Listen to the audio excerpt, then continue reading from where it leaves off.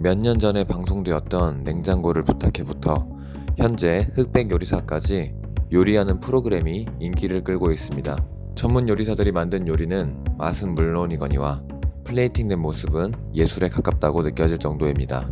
요리할 때 중요한 것은 뭘까요? 저는 요리를 잘하지는 못하지만 재료에 대한 이해가 중요하다고 생각합니다. 재료를 이해해야 요리가 완성되었을 때 어떤 형태의 맛을 낼지 감을 잡을 수 있으니까요. 주식 투자를 요리라고 비유할 때 지금부터 말씀드릴 내용은 재료에 해당한다고 볼 수 있습니다. 오늘은 이 기본 재료들에 대한 설명을 해드리겠습니다. 먼저 재무제표에 대한 설명을 드리겠습니다. 재무제표란 기업의 재무 상태와 경영 성과를 나타내어 투자자들에게 드리는 보고서입니다. 재무제표는 재무상태표, 손익계산서, 현금흐름표, 자본 변동표, 주석으로 이루어져 있습니다. 재무상태표는 특정 시점에 기업의 자산, 부채, 자본을 보여주는 것입니다. 자산이란 회계적 정의로는 과거 거래의 결과로부터 기업이나 개인이 현재 통제하고 있으며 미래의 효익으로 유입될 것으로 예상되는 현재의 권리라고 합니다. 쉽게 말해서 나중에 돈이 될 것이라고 이해하면 되겠습니다. 부채는 기업의 과거 거래의 결과로 경제적 효익이 내재된 자원이 기업으로부터 유출됨으로써 이행될 것으로 기대되는 현재의 의무를 뜻합니다.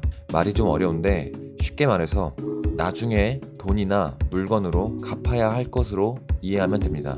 자본은 주주로부터 조달된 자금을 포함하며 자산에서 부채를 뺀 것을 모두 자본이라고 합니다. 다른 말로 순자산이나 자기자본이라고 합니다.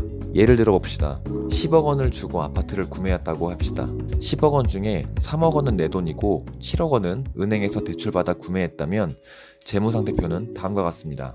자산 10억, 부채 7억, 자본 3억. 우리가 매수하는 주식은 바로 저 자본, 순자산에 대한 권리입니다. 이 자본에 대한 권리를 일정하게 쪼개놓은 것이 주식입니다. 그래서 투자자는 자산이 아닌 자본을 봐야 하는 것입니다. 다음은 손익계산서입니다.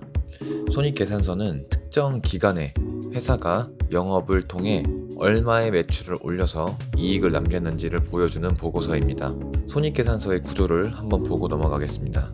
이 손익계산서에서 중요한 것은 영업이익입니다. 기업의 주된 영업활동에서 생긴 이익을 말하기 때문입니다.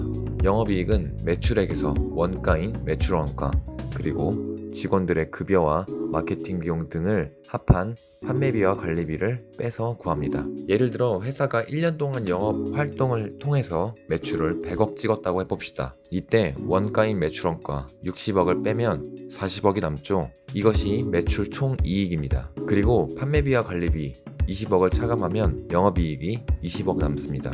여기서 영업 외 수익인 금융수익 10, 영업 외 비용인 금융비용 5를 빼면 법인세 차감 전 순이익이 15이고 당기순이익이 5억 원이 되는 것입니다. 이 5억 원은 이익잉여금이라는 계정으로 자본에 쌓이거나 배당으로 주주들에게 환원되는 것입니다. 다음은 현금흐름표입니다. 현금흐름표는 특정 기간 동안에 기업의 현금과 관련된 흐름을 나타낸 보고서입니다. 영업활동, 투자활동, 재무활동으로 구분되어 있습니다. 기업의 어떤 행위를 영업이나 투자, 재무로 구분해서 그에 따른 현금의 증가 감소를 나타내주는 것입니다. 현금 흐름표는 굉장히 중요하기 때문에 다음 영상에서 더 자세하게 말씀드리도록 하겠습니다. 다음은 자본 변동표입니다. 자본 변동표는 자본의 크기와 그 변동에 관한 정보를 제공하는 재무 보고서로서 자본을 구성하고 있는 자본금, 이익잉여금, 자본 조정, 기타 포괄 손익 누계액, 이익잉여금의 변동에 대한 포괄적인 정보를 제공합니다. 마지막으로 주석입니다. 주석이란 앞서 말씀드린 4개의 재무제표를 보는 사용자들을 위해 상세하게 추가 설명을 적어놓은 것으로 이해하면 됩니다.